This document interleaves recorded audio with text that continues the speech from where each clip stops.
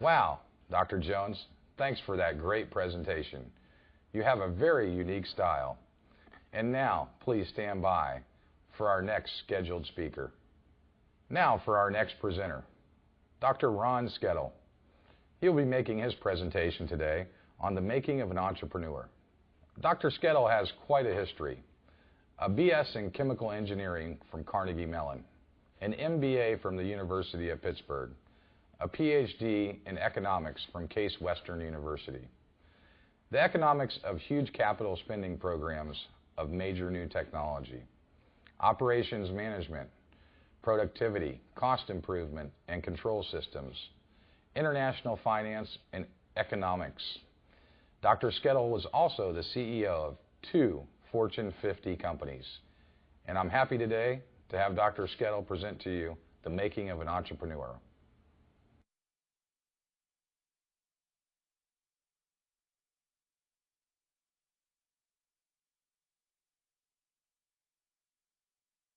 Thanks, Rick. It's been a great pleasure working with you during these past 2 years. You are a true entrepreneur. In just 2 years, you have completely transformed the nature of your business. Now, during the past 50 years in my career, I've had the great pleasure to work with and as an entrepreneur. During those experiences, I learned empirically what works and what does not work, what to do and what not to do if you want your entrepreneurs to grow and to be successful. This presentation provides just a glimpse, some of those lessons, some of those insights. My hope is that you will see some value of this knowledge and of our experiences. Invite us to come and work with you to help enhance the entrepreneurial culture in your organization. Why grow an entrepreneur in the first place? New economic realities will require this to occur. If you think you can rely on the incremental changes made by your traditional managers and staff and unskilled workers, forget it. You will be greatly mistaken. Reliance on past practices will surely lead to the decline in your firm, in revenues, in earnings, and in competitiveness. You can no longer simply look at the future and perfect the known, right? Rather, in order to create new wealth, you need to look into that foggy, unknown future and perfect as best you can an imperfect process by looking and working into the future. Fortunately, there are a few people. We call these people entrepreneurs. They actually embrace working in the foggy, unknown future, as I call it. They look into the future and they see opportunities where others see, quite frankly, nothing. Your entrepreneurs will begin to build those opportunities into totally new ventures. Surely, your entrepreneurs will change the scope, the direction, and the portfolio of your firm's products and services. Successful entrepreneurs, if you grow them, if you support them, will make your company be entirely different, entirely renewed in less than 10 years. Sponsoring the characteristics of entrepreneurship will be quite different from past human development programs that you use to develop your traditional managers and, in fact, your fledgling executives. New models must be developed. You must look at new kinds of characteristics as being those that will lead your future. Characteristics, quite frankly, they're very difficult to measure, if at all. Characteristics such as adaptability, aggressiveness, boldness, creativity. The old human development models, quite frankly, will not work. And to the extent that you try to apply them to your entrepreneurs, I guarantee you, you will kill the entrepreneurial spirit and your entrepreneurs will leave. Importantly, you must come to understand and to know that creativity and innovation are key elements to the success of entrepreneurs. And the old models of what creativity is or innovation is are wrong. Rather, for a major entrepreneurial venture, it will take thousands, sometimes tens of thousands of great new creative ideas. The old notion that there's this instantaneous aha moment that develops an entire new business venture, forget it. That's not what reality is. And if you want to choose to have an entrepreneurial culture, you better recognize that there are going to be a number of innovation processes weaving through your organization in many different ways across your entire landscape of your enterprise. And guess what? These weave through in ways that are totally unpredictable. To be successful, you will learn the critical connections between and interactions between the processes of creativity, innovation, and entrepreneurship. This overall process is both feed forwards and feed backwards. Separate these or diminish any one of them, and you will have diminished the effectiveness and the rapidity and the success and the growth of your entrepreneurs. All of your key executives must come to know and support the notion that soft skills, not hard skills, soft skills will be the secret to success. Soft skills such as intuition and foresight, and insight, and gut feel, those are the capabilities, those are the skills that drive entrepreneurs. Right? These are quite different than the skill sets that you looked for in the past.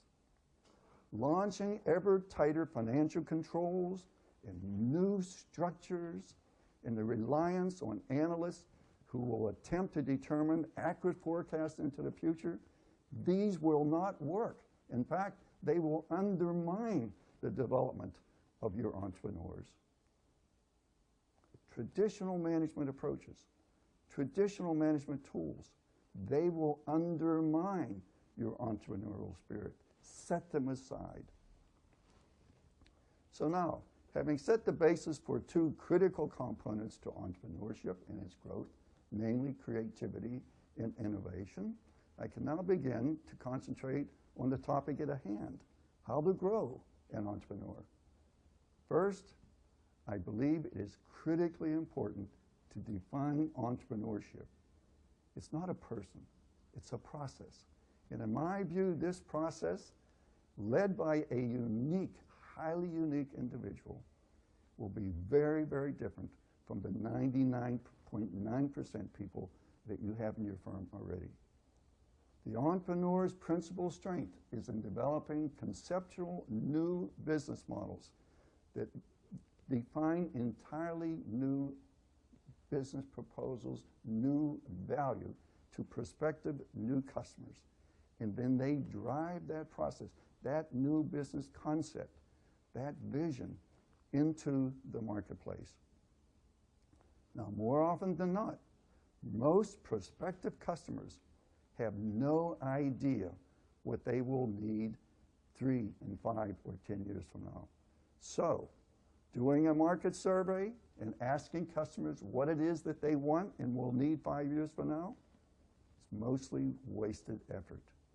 Don't do that. Don't take market studies to your entrepreneurs and say, this is what they need, create something for that. It's the exact opposite of what you should be doing. So what are the two most unique attributes of a successful entrepreneur? First and foremost, entrepreneurs have an uncanny knack of sensing an opportunity. Opportunities well into the future. Opportunities when your others see nothing. Secondly, from the sense of what these opportunities are, they develop a business model, a vision of a new business that can be profitable and it will be based on delivering an entirely new business proposition. These visions are very, very different from your existing businesses, from your existing processes, and from your existing services.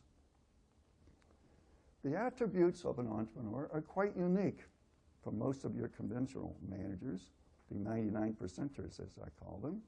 Therefore, if you wish to grow these and nurture these entrepreneurs, you must develop new systems and an overall culture that accepts these unique attributes.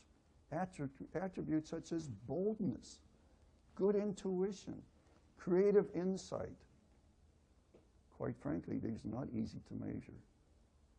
But if you want to change the nature of your organization, you must recognize that these are the characteristics. These are the characteristics that make for successful entrepreneurs.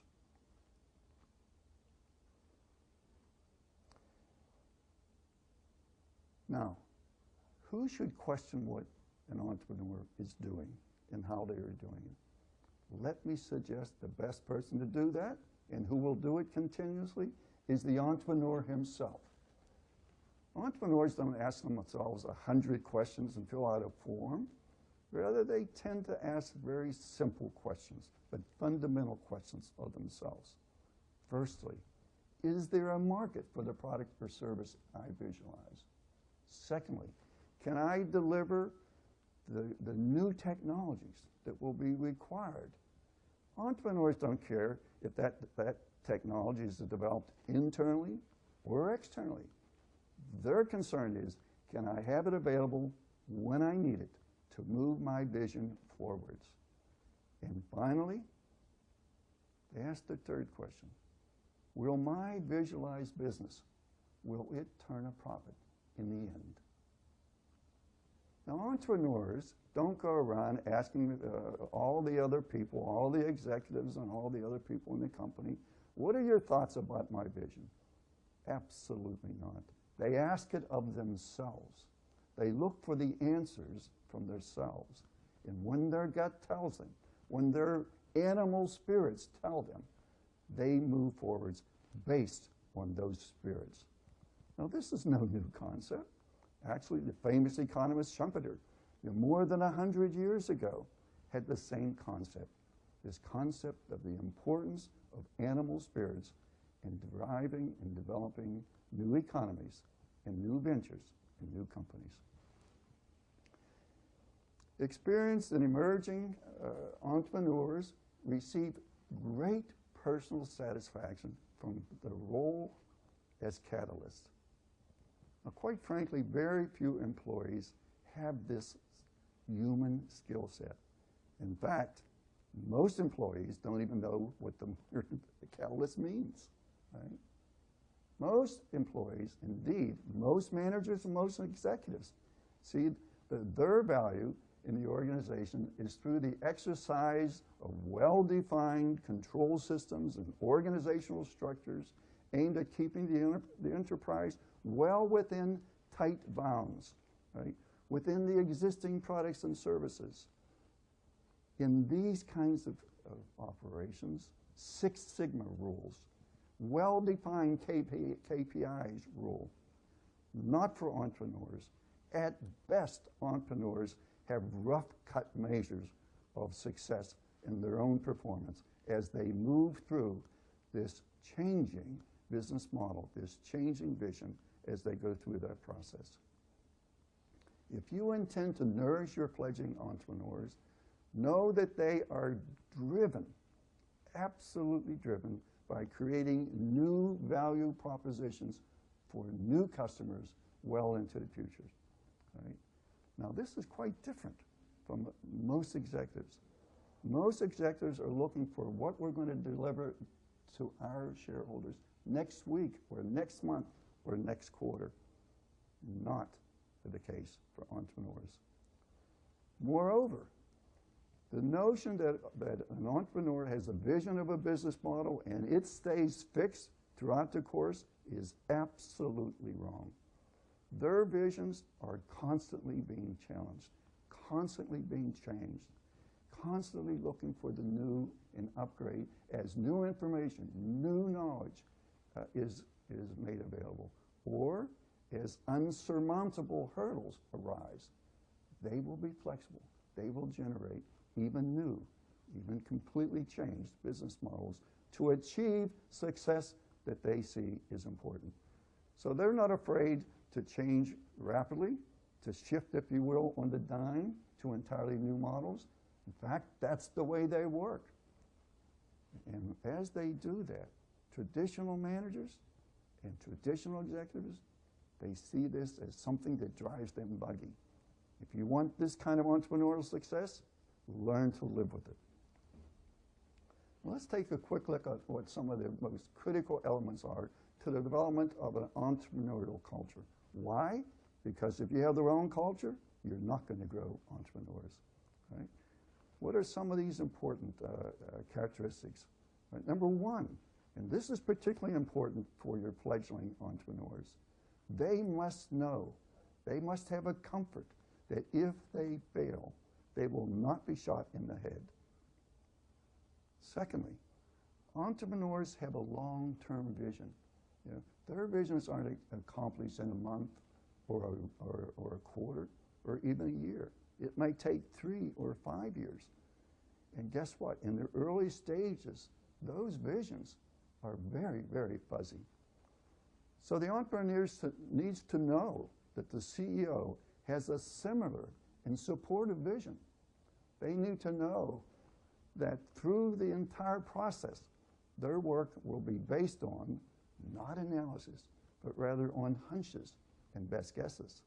Finally, and most importantly, and the test will come at some point in this development, they need to know that when it comes time to make those huge commitments in financial support and human resource support in order to drive this major new venture big time into the marketplace, that those resources will be available.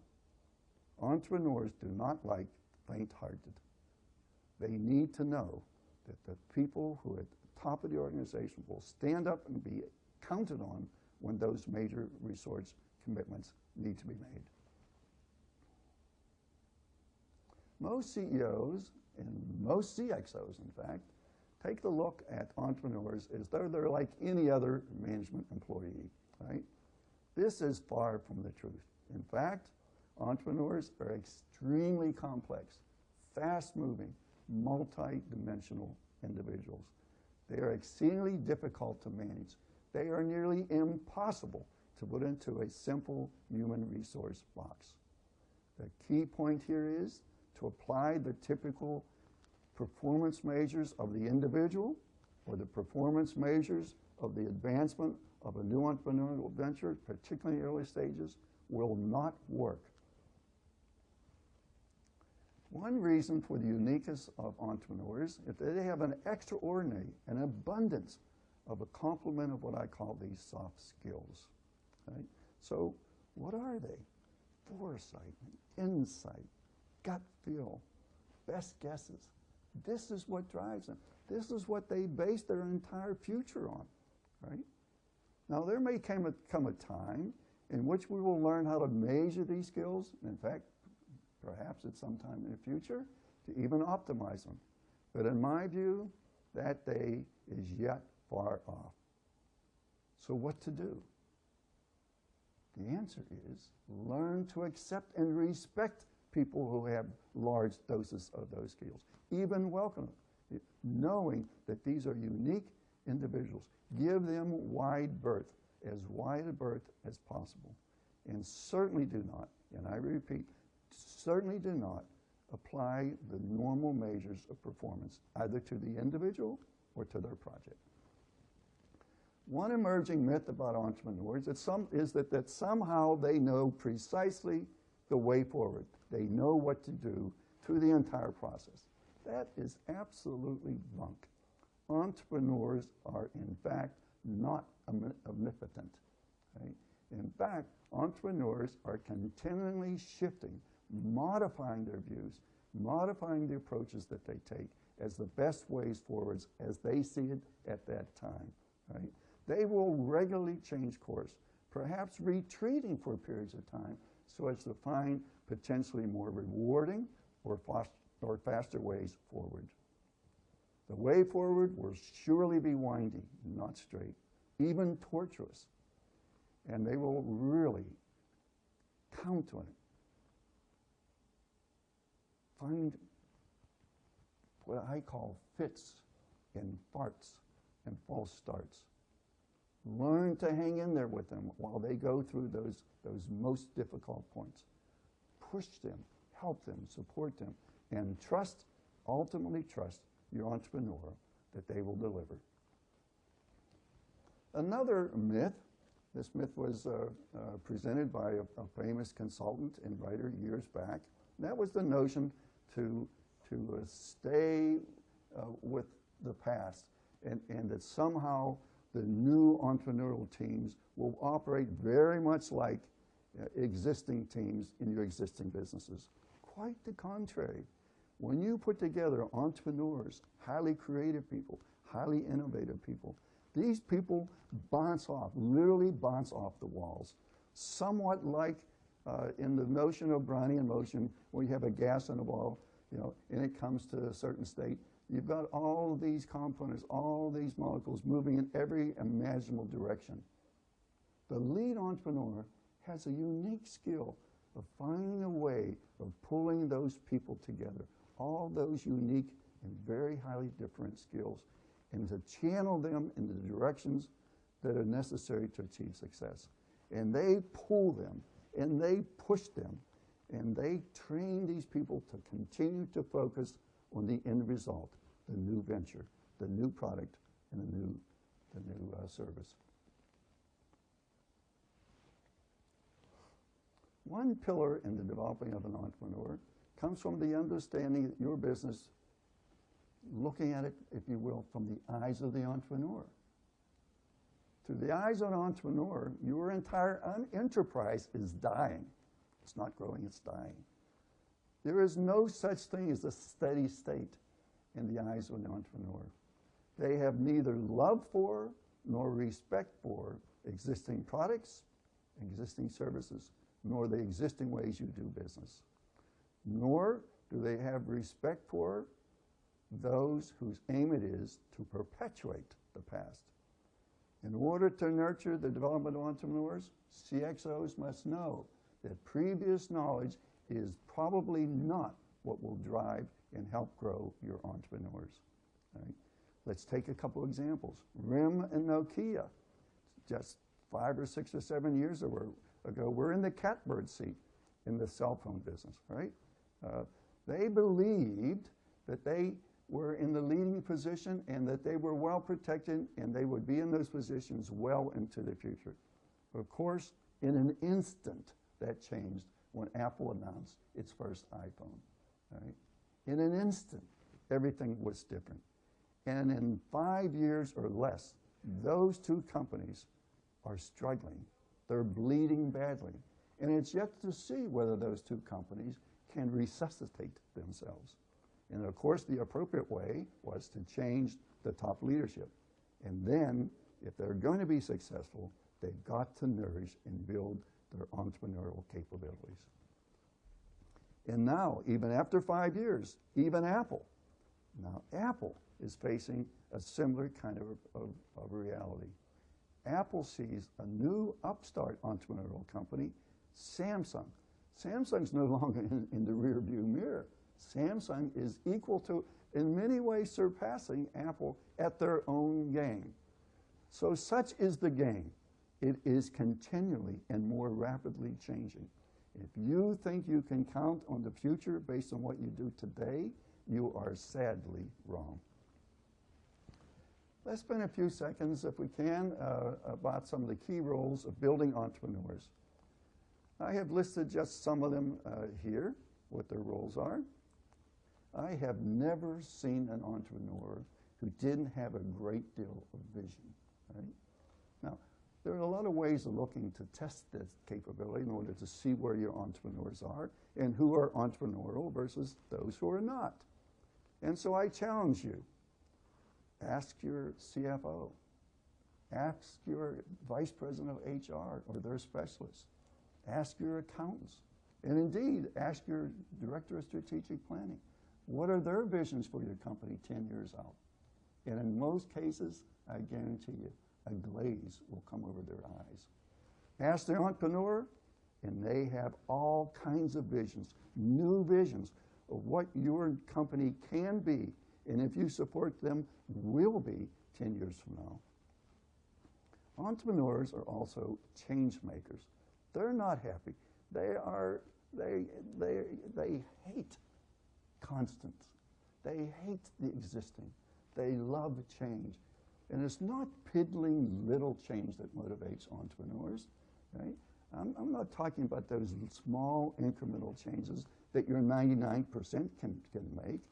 I'm talking about what really stimulates entrepreneurs are great challenges, disruptive changes. That's what drives them, right? And if you want to grow them, give them that support, right? If you want to hold them back, force them to live within Six Sigma kinds of rules, or force them to work within the very tight silos that your company surely has generated. So how can CEOs and CXOs continually deliver the vitality to the organization, right? Can they themselves be entrepreneurs? Not likely, right? Perhaps, if you're very fortunate, there is the odd CEO who is entrepreneurial, or the CXO, but more often than not, the role to play is to facilitate and to support, right, what the needs are of entrepreneurs. Entrepreneurs thrive on conditions of chaos, not the stable situation. So, if you have entrepreneurs and you have crises, very difficult times, call on your entrepreneurs. That's how to grow them. Entrepreneurs have this uncanny sense of creating new opportunities when there's chaos. So when there's chaos, call on them. And out of that, they will create new opportunities. Let's look to measurements. Typical managers, the traditional executive, they want precise measurements, quantitative metrics, if you will, even when circumstances at best call for qualitative measures, ordinal measures. Right? After all, who really knows what the future holds? Quite frankly, nobody. So trying to adapt quantitative measures, the measures of the existing situations or past situations, is the wrong prescription for success for entrepreneurs. Give them wide berth. Know that they are different. Know that the measures that you use now will not work when you're trying to create an entire new vision for the organization. Many people say because entrepreneurs work in a long distant future, 3 years, 5 years, or 10 years, that somehow that they can take their time and be relaxed. It's quite the contrary. Entrepreneurs, more than anybody in your organization, have a great sense of urgency. It's an imperative to them. So if you are going to support the growth of your entrepreneurs, know that they are in a hurry. Give them the resources in the time that they need it. Don't say, well, we'll give you that next quarter, or next year we'll have the support that we need to give you, that kind of capability. Life for them is in the now for getting the resources to drive the change long into the future. For the next few minutes, I'd like to concentrate on some of the differences between managers and entrepreneurs. Firstly, managers tend to be very reactive. Right? They tend to be risk adverse. They respond to changes in circumstances in very cautious ways. This is very, very different from entrepreneurs. Entrepreneurs will change their direction in an instant. Entrepreneurs are willing to take large but smart risks. They are not risk adverse. They are risk takers. To grow a cadre of entrepreneurs, senior executives must be willing to buy into and support proactive programs, because that's where entrepreneurs work. They are proactive. They don't want to wait until the situations require change. which is what most management does. Let me address another entrepreneurial myth. This is an entrepreneurial myth that was spawned more than 20 years ago, and yet today is accepted by many CXOs. And that is to stay with the knitting. Stick with the knitting. Let's test that assumption, that assertion. I have many examples in my own experience that will say that that's not the case, but let's just look at 3 of those. Let's look at Apple, let's look at GE, and 3M, right? Apple, of course, had the Macintosh, and the iPod, and the iPhone, now the iPad, right?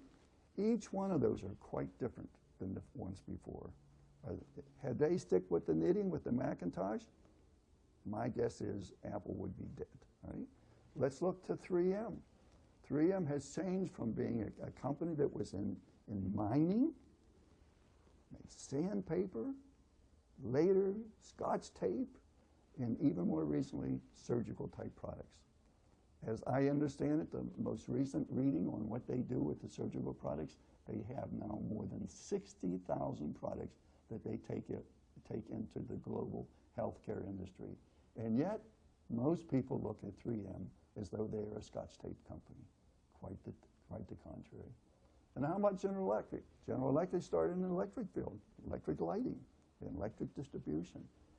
Later they got into fields such as locomotives, and even more recently into MRIs, and now very small, miniaturized MRIs. If any one of these companies had stuck with the knitting, my guess is either they'd be dead or someone who bought them. Now, can most managers look very far into the future? Hardly not. Most managers, in fact, most executives, look hardly beyond their noses. Managers focus on today, next month, and next quarter, and maybe next year. This is quite contrary for entrepreneurs. Entrepreneurs look far into that foggy unknown future. That's their playground. That's their battleground. So give them the support that they need in making those visions become realities.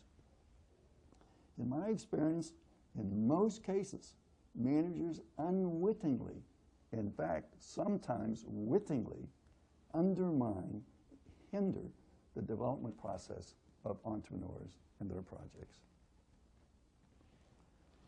This table shows very clearly the incredible difference, a huge gap between what managers do and what entrepreneurs do. Now, many CXOs, and particularly HR executives, think that you can take your managers and somehow, with magic dust, transform them into entrepreneurs. This is far from the case. In fact, my view is, from my experience, if you think you can take a manager or the traditional executive and make them entrepreneurial, it's about as easy as putting the proverbial camel through the eye of the needle. Forget it. It won't work. The characteristics, the DNA of entrepreneurs are quite different.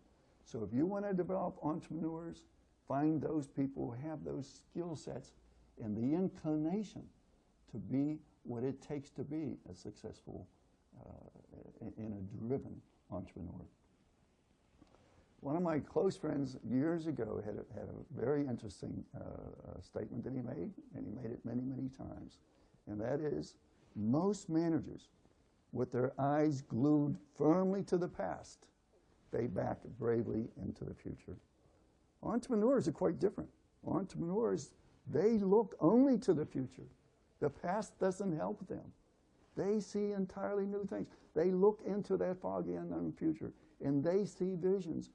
They see opportunities, and out of those, they generate new business ventures. Quite different, as you see. Right? Now let's look at some of the impediments to successful growth of entrepreneurs. I've talked today just about 2 of those, and just in a very brief way. Firstly, organizational structure and financial controls. Now, of course, everybody knows that you need structure and you need financial controls. I don't disagree with that, even for entrepreneurial units, right? But if you really want to develop your entrepreneurs, you don't apply the same rules. Bigger is not better. Right? Smaller is better for entrepreneurs. Small structures, very loose structures, structures that can be changing as an amoeba changes according to the conditions that are necessary.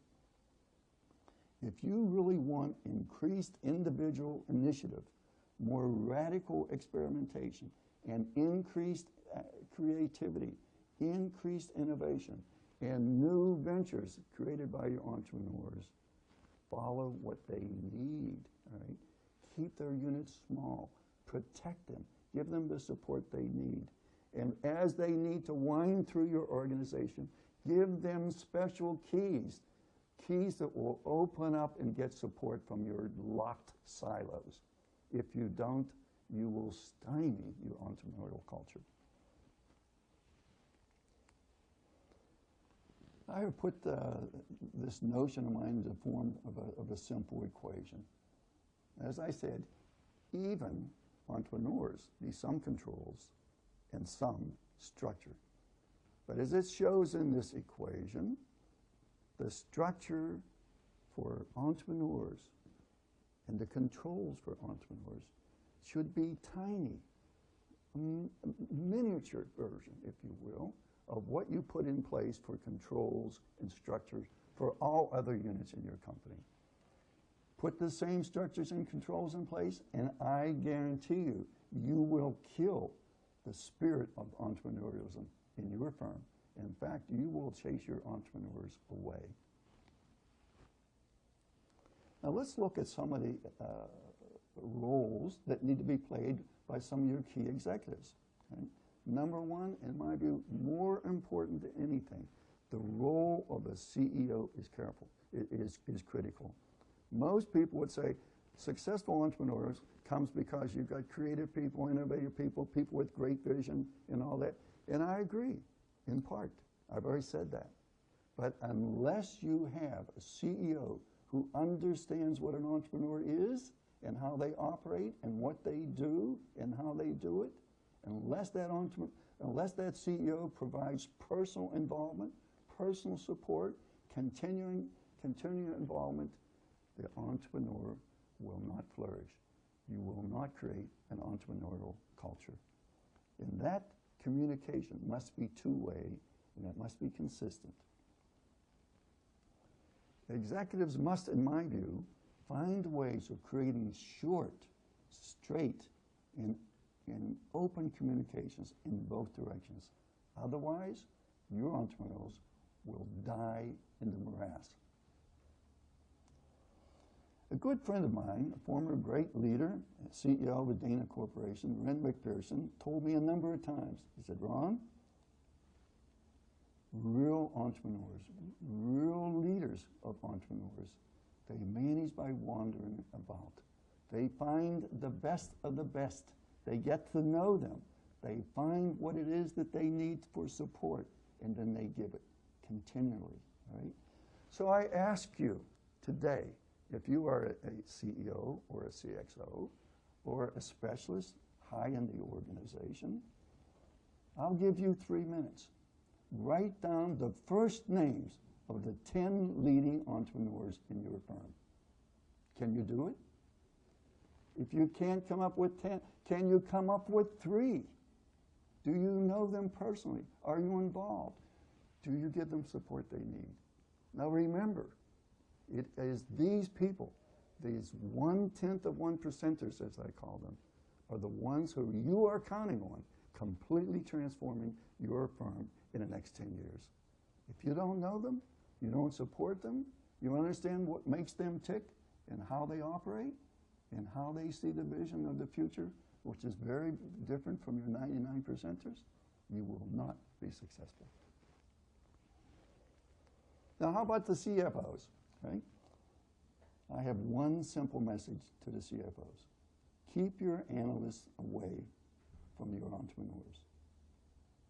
If you think that you can send them in and measure the performance of the project, particularly in early stages, and that they can make predictions about the future using all sorts of forecasting tools, and these tools and the output from these tools will give great insight and be very helpful to entrepreneurs. Forget it. Keep them away. The visions that the entrepreneur has will be quite different. It's not by simply extrapolating in a straight line mode what happened in the past. Absolutely not. Their visions are entirely different from what traditional analysts will provide. Now let's look at the HR department for a few minutes, right? Of course, we all know what HR experts and the HR senior executive does. I've listed them here, right? So the question is, should they play a key role in growing entrepreneurs? My answer is, let's take a look at some of these things. Let's look at acquiring as an example. You know, in most companies today, the notion is that the HR department sends out their specialists to the universities or out into the marketplace to acquire creative or innovative or entrepreneurial people, right? That's the old model. Is that the right approach? I'd say absolutely not. In fact, the last person who's going to know how to find and measure the potential capabilities of an entrepreneur is an HR specialist, right? As a matter of fact, send an HR specialist, and if they interview a creative person or a highly entrepreneurial person, they will save themselves immediately. That person won't fit in our organization. They're different from the 99% of the people we have in the firm, right? If you want to get the best of the best and bring them into your organization, you send your entrepreneurs into the marketplace. They have that uncanny capability of sniffing out other entrepreneurs. And guess what? They will attract those other entrepreneurs. And so when they do, welcome those new people, give them the support, pay them what it takes. If that means paying them twice what it would normally be for someone at that level or at that age, right? If you want the best of the best in terms of creativity or in terms of innovation, send out your most creative people to interview those creative others, right? They understand what it is. Your typical HR people will see highly creative people as being different. Of course they're different. That's what makes them creative. How about motivating? Same thing, right? Do you need to set up special motivational programs for your entrepreneurs? Absolutely not, right? I can tell you, entrepreneurs are highly motivated, extremely, way more motivated than your normal executives or managers, right? Number one. Number two, they are self-starters. You need not be concerned about whether they're going to be working on some new vision and trying to create that vision so it can go into the marketplace. So once again, the old models, the old approaches, even in HR, are absolutely wrong for growing entrepreneurs. So now let's cut to the quick. Where is your firm on this simple scale? Now, most firms would say they're in a 5 or a 6 or perhaps a 7, and they want to go a little bit further. Let me assure you, they are living in la-la land. Most firms in the world are 2s and at best 3s. Very, very few firms really are 7s or 8s or 9s. Very few. Right? Now, if you, in fact, want to make your company more entrepreneurial, if you want to become a 7 or an 8 or a 9, that will require a complete change in your culture. Now let's take a look at that. If 99.9% of your people are on the far left, how can you expect those people to create an environment and to acquire and develop those people who are far on the right? It won't work. Right? If you want to change your culture, bring in people who can help you, who've been there, who've done that, who can assess your organization, who can help you find your few entrepreneurs, who can help you to define what it is that they should be doing and how you should be nurturing them. This growing of an entrepreneur is probably the toughest challenge any CEO will ever have. Right? Should you take it on? Absolutely. Why? Because done right, it will provide the sustenance you need long into the future. They will create the vitality of your firm and the newness of your firm and the growth of your firm that you're looking for. Don't try to do it alone. Give us a call. We'll help. Thank you.